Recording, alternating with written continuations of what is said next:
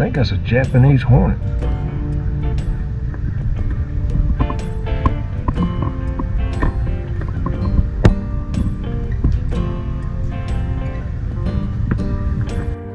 When you set your trailer up, yeah, it's important. Your levelers. You know, there's one thing you need to concentrate on also, and I failed to do that. See what I got here? There's like a little hump going right here. I set up, I had my mind on something else. And now, I've got to try and get this stabilized. So we're gonna attempt to raise it up some. I hope it doesn't slide off. Well, instead of using this to raise it up, I had a good possibility of just sliding down. So,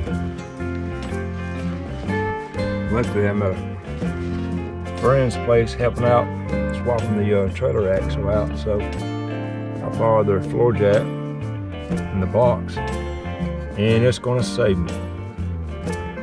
You gotta stop, take your time, think about the situation.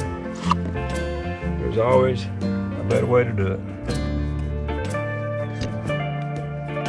Always a better way to do it. Think it out, don't hurry.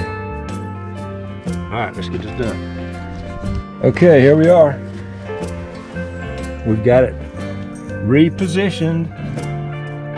Everything looks good. I put a little, it tilted a little bit. It tilted a little bit this way, so I put this up under here. It's got a good center point to it. I let the jack down now. It's taking a lot of the pressure off of the floor jack. So yeah, you gotta take your time and look at the situation.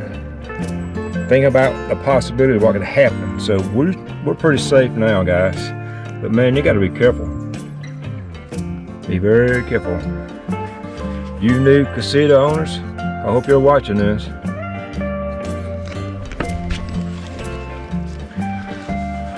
If you're a new casita owner, getting ready to pick up your new trailer or just got it, think about this. When you put your jack, but we got it taken care of now.